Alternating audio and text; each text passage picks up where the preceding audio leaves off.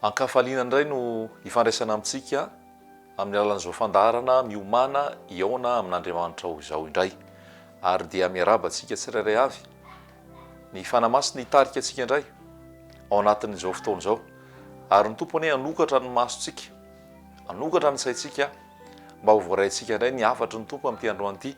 ho famelomelomana ho fanamasinana antsika satria ny fiangonana masina ihany no hiakatra rehefa ho avy eny amin'ny raolandry Jesosy Kristy. Raisitsika ny tenin'Andriamanitra ho toy an'ny izay fizarana teo aloha ihany ny amin'ny hoe mitondra ny akanjo fitondra fampakaram-bady ve isika miakanjo ny akanjo fitondra fampakaram-bady ve isika mialohan'izay aloha dia te hisaotra ny tompo ny amin'ny fatokiny satria izay zavatra teneniny dia tanterahany voalaza ao amin'ny Isaia 5:10 Isaia 5:10 dia izao no voasoratra ao 10 fa toy ny ranon'orana sy ny oram-panala amin'ny latsaka avy any an-danitra ka tsy miverina any raha tsy efa navotony tany ka nampaniry sy nampavokatra azy mba tonga voa ny mpamafy sy hanina ho an'ny mpihinana dia ho tahaka izany ny teniko izay aloky ny vavako tsy hiverina amiko foana izy raha tsy efa mahatateraka izay sitrako ary ambinina amin'izay hampandehanako azy. Izay ny tenin'Andriamanitra voalaza ao amin'ny Isaia 5:10 sy ny 11 ary dia marina mihitsy izany teny izany satria hatramin'izay fotoana na mafazana ny voa tamin'ny alalan'izao fandarana miomana iona amin'Andriamanitra zao dia maro ny olona no nibebaka maro dia maro ny olona no nafantatra an' Jesosy Kristy nalala ny filazantsara tena izy ary nalalany amin'ny hoe fahamasinana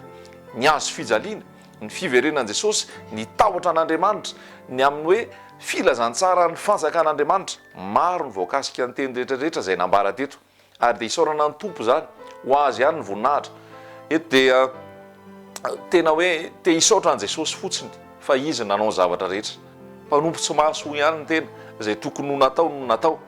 ary ho azy ihany ny voninahitra amin'ny zavatra rehetrarehetra izay natao miaraba antsika tsirairay avy izay manaraka an'izao fandaharana izao na iza na avaiza ary miaraba ny avy any Dubai tamin'ny herinandro lasa iny dia efa nisy ny antso hoe isaorana ny tompo izy fa nikasika ny tompo tamin'ny alalan'ny teny izay nambara dia ny tompo tokoa ny isaorana izy no miasa any Arabia Saodita any Koety any Belzika any France maro be ny tanàna ao a Fransa izay kasihan'ny tompo ihany koa amin'ny alalan'ny teny izay nafafy sy ny faritra maro hafa ankoatran'izay tsy voatanisa fa dia miaraba antsika tsirairay avy any amin'izany toerana rehetra voalaza teo izany miorena tsara ao amin'i Jesosy maharetatra amin'ny farany fa mahatoky ilay ny antso ary izy no hatateraka tsy hanatsiny amam-pondro amin'ny fotoana fiverenana ho avy Jesosy eny amin'ny raolanitra ary rehefa ho avy izy eny amin'ny raolanitra dia haka fiangonana madio masina tsy misy petipetina tsy misy fiketronana fiangonana be voninahitra sady tsy manatsiny ary fanoharana ny lazain'i Jesosy toy izy antsika amin'izay le teny ao amin'ny Matthieu 4:20 Matthieu 4:20 nanao fanoharana Jesosy ny amin'ilay fampakaram-bady izay nataon'ilay mpanjaka ho an'ny zanany dia rehefa nijery amin'izay izy tao anatin'le fampakaram-bady nijery ny mpihinana rehetra dia nahita olona anankiray izy tsy ny akanjo fitondra amin'ny fampakaram-bady dia hoy izy taminy 12 vakitsika amin'ny 2:20 ao amin'ny Matthieu ary no efa niditra ny mpanjaka izany mpihinana dia nahita lehilahy anankiray izay ny akanjo izay tsy ny akanjo fitondra amin'ny fampakaram-bady dia hoy izy taminy ry sakaiza ahoana no hidiranao eto nefa ianao tsy miakanjo ny akanjo fitondra amin'ny fampakaram-bady dia siny izy dia hoy ny mpanjaka tamin'ny mpanompony afatoro ny tongony aman-tanany dia rio any amin'ny maizina ny ivelany izy any no isy ny fitomanina sy ny fikitrohanify fa maro no antsony nefa vitsy no fidina dia ho toy ihany ny fizarana teo aloha dia mbola iresaka tsika androany amin'ny hoe miakanjo fitondra amin'ny fampakaram-bady ve isika raisitsika ny ten'Andriamanitra any amin'ny Apokalipsy 7:20 Apokalipsy toko fasivy ambe folo dia zao ny voasoratra ao andininy fasivy sambatra izay natsona ho amin'ny fanasana fampakaram-bady ny zanak'ondry sambatra izay natsona ho amin'ny fanasana fampakaram-bady ny zanak'ondry ny fotoana ho avy ny resantsika hoe mbola ho avy zay fotoana zay hoe ho avy Jesosy dia aka ireo voavidiny rehetra ary ho avy Jesosy dia aka ireo voafidiny aka ny fofombadiny aka ny fiangonany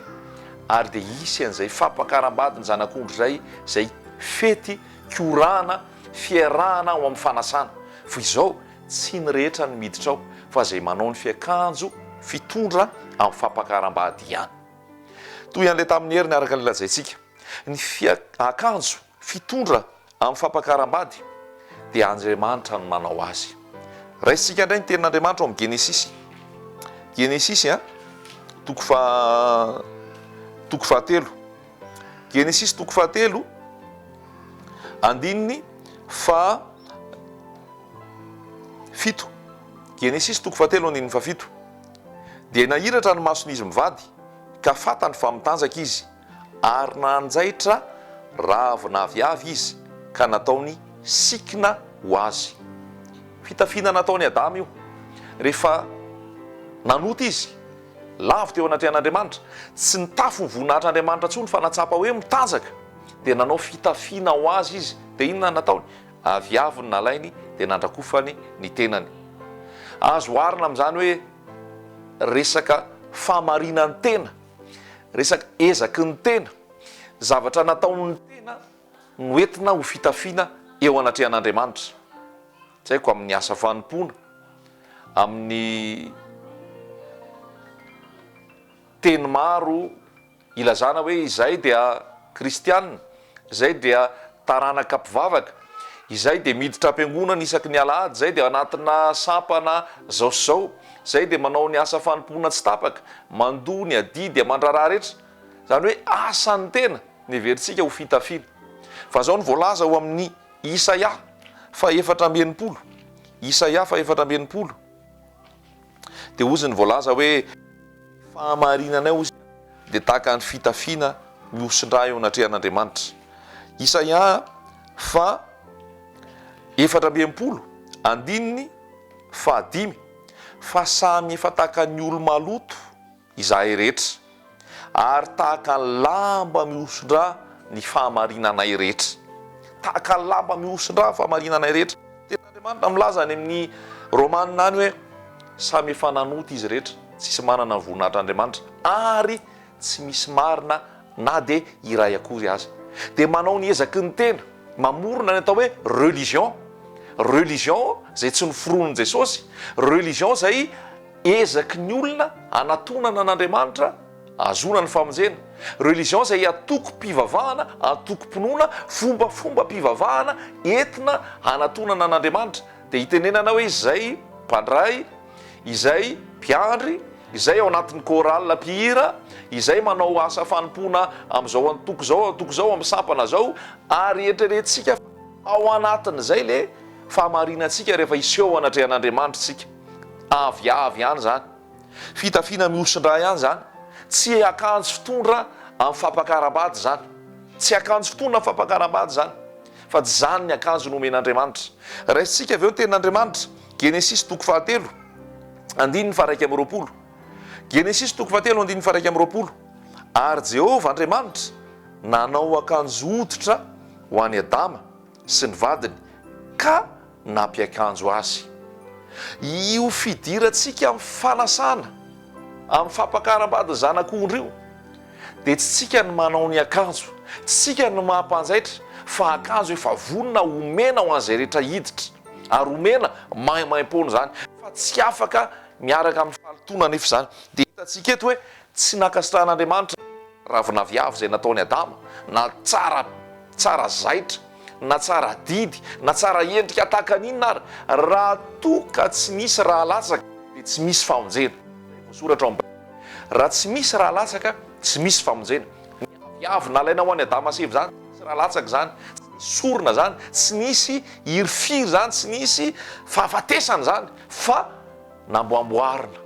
Ary ny akamaroan'ny olona tsy eto faty, ny akamaroan'ny olona tsy mety ho fatiny amin'ny fahotana, ho fatiny amin'izao tontolo zao, fa eo ihany zao tontolo zao,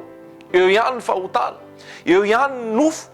fa te hiditra amin'le fampakaram-badiny zanak'ondry ihany. Tsy miditra ny fampakaram-badiny zanak'ondry raha toa ka mbola tia fahotana, raha toa ka mbola tia zao tontolo zao, raha toa ka mbola miany amin'ny nofo, raha toa ka mbola tsy vita fihavanana amin'Andriamanitra amin'ny alalan'ny rany Jesosy Kristy izay manome fitafiana vaovao, dia tsy miditra amin'izany fampakaram-badiny zanak'ondry zany. Na inona titra natao raha inona titra teto tany hoe tamina antoko-pivavahana, na inona asa fanompona natao, na inona ataoko hoe diplôma na sertifika ara-pivavahana ananana, tsy izany le fitafiana, aviavy daholo zany. Ary aviavy tsy midirana, ravina aviavy tsy hidirana amin'ilay fanjakan'Andriamanitra ary tsy nankasitrahan'Andriamanitra. Fa hoy Andriamanitra hoe ary daholo reny ravina aviavinao reny Adama sy Eva, dia ity ny fitafiana hoditra nomeko anao. Voalaza mihitsy hoe akanjo hoditra. Rehefa miteny zay hoe akanjo hoditra, dia inona zay? Nisy bibiny vorona tao zay, nisy sorona tao, nisy rahalatsaka tao. Tandindony ny amin' Jesosy Kristy zany, zay nandatsaka ny rany teo Kalvari, zay nandatsaka ny rany ho fanamarinana, ho fanamasinana, ho fanadiovana ny olona rehetra ho afaka amin'ny fahotana. Tsy hiditra amin'ny fanjakan'ny lanitra isika, tsy ao amin'ilay fampakaram-badiny zanak'ondry isika raha tsy mitafy an'ilay akanjo nomen'Andriamanitra, ilay akanjo vaovao, ilay akanjo madio. Raha ny tenin'Andriamanitra ihany koa mahafinaritra be mihitsy ao amin'ny Luka 5:10. Luka 5:10 voalaza ao ny amin'le fanoharana ny amin'ilay zanak'adala, dia voalazany mihitsy ao amin'ny andininy fa andininy fa 2:20. Luka 5:10 andininy fa 2:20 hoe fa rainy kosa nanao tamin'ny ankizilahany hoe alao aingany any akanjo tsara indrindra ka ampiakanjoy azy. Rehefa tonga ao anatrehan'Andriamanitra isika, Andriamanitra manala daholo izay fanamarina tena, Andriamanitra manala daholo izay rehetrarehetra ezaky ny tenantsika, eritreretintsika fanamarinana antsika. Andriamanitra manala daholo izay rehetrarehetra fizaozahoana sy fanamarina tena, fa Andriamanitra tompony famonjena amin'ny alalan'i Jesosy Kristy, ary izy ihany mendrika ho deraina. Tahaka ny Namana, tsaroantsika ny tantaran'ny Namana rehefa nakany firenen'i Israely izy, fa boka, ary rehefa izy jeneraly Namana io, jeneraly ambony zany amin'ny mason'olombelona, ary nanana ny maha izy azy zany. Fa rehefa eo anatrehan'Andriamanitra te adio va ianao, esory ny akanjonao ry Namana, dia milete ao anatin'ny on'ny Jordana impito ianao mba adio. Tsy maintsy ny endahana ny akanjo majeraly, ny endahana ny bokotra, ny endahana ny kitana, ny endahana ny maha izy azy amin'ny mahavelona sy ny amin'izay hoe rehetrarehetra firehariana ara-nofo, raha te adio ao anatrehan'Andriamanitra, raha te ho masina sy madio anatrehan'Andriamanitra, dia nanetry tena ambany dia ambany Namana, nidina ambany dia ambany Namana, nesoriny ny mahaolona azy, nesoriny ny fahamboniana, nesoriny ny fiheveran-tena no zavatra. Tahaka nataon'i Jesosy Kristy ihany zany amin'ny Filipianina 2:2, dia nanana ny endrik'Andriamanitra ary izy, tsy nataony zavatra ho fikirina mafy ny fitoviana tamin'Andriamanitra, fa nofoanany ny tenany tamin'ankany ny endriky ny mpanompo. Dia tahaka izay ny nataony Namana, nanaiky izy, nisy ihany fandafa natao anatiny, nisy ihany fanoherana natao anatiny tany am-boalohany, fa avy eo nisy niteny taminy hoe zavatra tsotra tamin'izany, tahaka izany no angatahana aminao. Raha nisy zavatra ary mbola sarotra noho izay nataonao, fa tsotra ohatr' izany ve dia tsy ho ataonao. Matetika koa ny zanak'Andriamanitra nilaza Kristy, ny fahatsorany filazantsara manafotoana azy ary laviny zany, fa zavatra sarotsarotra, zavatra mila fiezahana, zavatra ezaky ny tena, tia no entiny eo anatrehan'Andriamanitra. Raha ny ezaky ny tena, fanamarina tena, ny asa fanompona sy ny asa soa no entiny eo anatrehan'Andriamanitra, hitenenantsika fa hidirana fanjakan'Andriamanitra. Tsy izany no hidirana fanjakan'Andriamanitra, fa ny fanetretena, ny fanekenan'ny rany Jesosy manadio, manamasina, manamarina, mahatonga olom-baovao ary fidinana ambany dia ambany, fanekenan'i Jesosy ho mpamonjy sy tompo no hidirana amin'ny fampakaram-badiny zanak'ondry. Dia nidina ambany dia ambany Namana, ary nyletika ambany dia ambany tao anatin'ny rano Jordana zay endrika fahafatesana rehefa nivoaka avao izy nadio takany odi-jaza. Apetraka amintsika koa zany teny zany Apokalipsy toko voalohany andininy fadimy. Apokalipsy toko voalohany andininy fadimy dia zao ny voalaza zay tiantsika ka nanasantsika ho afaka amin'ny fahotantsika tamin'inona tamin'ny rany Jesosy Kristy le fitafiana. Rany Jesosy Kristy le fitafiana. Tsy misy afa-tsy zay. Mieritreritra mantsika ny zavatra ataotsika sy ny ezaka ataotsika sy ny fahazarantsika hoentsika eo anatrehan'Andriamanitra. Tsia ravina viavy daholo zany. Fa midira ao amin'ny Jesosy Kristy. Ekeo le rano manasa manadio manamarina. Ary eo anao dia voamarina, eo anao dia madio, eo anao dia le mitafy fitafiana madio. Raintsika koa ny Apokalipsy toko 7. Apokalipsy toko 7 dia zao ny voasoratra ao.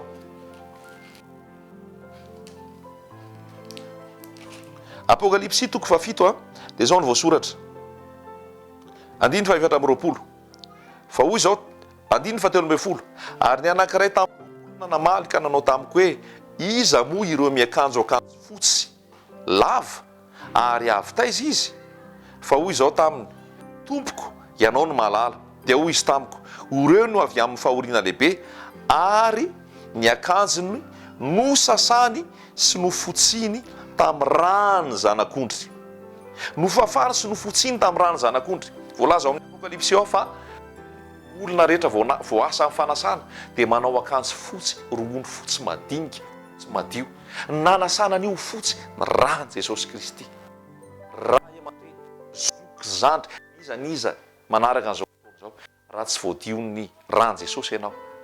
Izy hoe any amin'ny fitomanina sy fitomanina ianao. Tsisy safidy hoe za tsy ho any fampakaram-bady zanak'ondry alao zahay laminy eto tany any. Misy manao iry zay hoe alao zahay hijanony eto tany, alao zahay laminy eto tany any. Fa raha tsy misafidy an Jesosy isika, raha tsy mandray an'ilay fitafiana madio isika, raha tsy mandray an'ilay fitafiana akanjo fitondra amin'ny fampakaram-bady isika, tsisy hevitra any fitomanina sy fikitroha nify misy atsika, any fahoriana, fijaliana, fahoriana matrak'izay ny misy atsika. Androany mametraka safidy eo anatrehan'ny tompo, eo anatrehantsika ny tompo. Te hiditra amin'ny fanjakany lanitra ianao, te iray latabatra amin'i Jesosy ianao, te hiaraka ao anatin'ilay fampakaram-bady zanak'ondry ianao, tokany any ahafahanao miditra ao miakanjoan'ilay akanjo fitondra fampakaram-bady dia tsy ny Jesosy Kristy. Le rano Jesosy manamasina ino zany ifono ny fahotana, ialao ny fahotana, azy iverenana intsony zany inoy fa Jesosy manadio anao. Voalaza ny tenin'Andriamanitra atao amin'ny Apokalipsy toko 9. Zao ny voasoratra. Apokalipsy toko 2:20 azafady. Zao ny voalaza. Andiny 7:20. Sambatra izay manasa ny akanjony mba hanana ny fahefana amin'ny hazonaina sy hidirany amin'ny vavahady ho ao an-tanàna. Aza mangata-kandro tompoko. Tsy fantatrao zay avoakin'ny afaka 2 minitra. Tsy tokony ny aina isika. Fa raha tsy vita fihavanana amin'Andriamanitra isika amin'ny alalan'i Jesosy Kristy atao tany, na ampiangonana ary, na manao adidy aman'andraikitra ary, na mpiambana amina sampana ary, na manana sertifika amin'ny resaka ara-pivavahana rehetra ary, kanefa tsy vita fihavanana amin'Andriamanitra amin'ny alalan'i Jesosy Kristy, ravina viavy daholo zany zay tsy ankasitrahan'Andriamanitra, fa mila le hoditra, le nisy raha lasaka, le nisy sorona, le rano Jesosy Kristy, mila mitafy an Jesosy Kristy isika, azona ny fiainana mandrakizay, azona miditra ao amin'le fampakaram-bady, le fanasana. Fa zao ny voasoratra amin'ny 5:20, fa any ivelany ny alika sy ny mpanao ody ratsy sy ny mpijangajanga sy ny mpamon'olona sy ny mpanompo sampy ary zay rehetra tia lainga sady mpandainga, any ivelany zany. Tsy misy safidy hafa nomenanao, nomena safidy ianao raha mandray an Jesosy ianao, manana le fitafiana vaovao, fitafiana madio, miditra fanjakany lanitra, mandray anjara amin'le fety lehibe amin'ny fampakaram-bady zanak'ondry. Raha tsy mandray an Jesosy ianao, raha tsy manaiky an'ilay rano Jesosy ianao, makany amin'ny fahaverezana, makany amin'ny fijaliana, makany amin'ny fahoriana mandrakizay. Ty tenin'Andriamanitra zaraina aminao ty tsy hitaonanao na toko-pivavahana na antoko-ponoana, na hitaonanao ho aty amiko, tsy mitory olombelona fa mitory an Jesosy Kristy irery ihany. Voalaza ao amin'ny tenin'Andriamanitra Apokalipsy toko 2:20 dia zao ny voasoratra 5:20. Ary raha nisy tsy hita voasoratra teo amin'ny bokin'ny fiainana dia natsipy tany amin'ny fariafo izy. zavatozany zany ry havany raha tsy hita voasoratra tao amin'ny boky ny fiainana dia natsipy-tany amin'ny fariafo iny intsy folo taona roapolo taona ny fahamaizan'izay fariafo zay mandrak'izay zany mamay eo foana raha lasa anabavy ray aman-dreny malala zoky zandry zay rehetra manaraka zao fandaharana zao tia anao Jesosy ary ny fitiavana ianao koa ny manery anambaranao an'izao teny zao manatona an Jesosy Kristy mibeba miala amin'ny fahotana maneke an Jesosy anadio anamarina anamasina anao inoy ny famonjeny tokana afahanao manana ny fiainana mandrak'izay afahanao mitafy an Jesosy Kristy lay fitafiana madio idiranao anananao fahefana amin'ny azonaina anananao anjara amin'ilay fampakaram-zanak'ondry ao anatin'ilay fety inoko famirainao sinao zany teny zany ary samy anaiky an'izany teny zany tsika famponjenantsika ho an' Jesosy ihany voninahitra amen.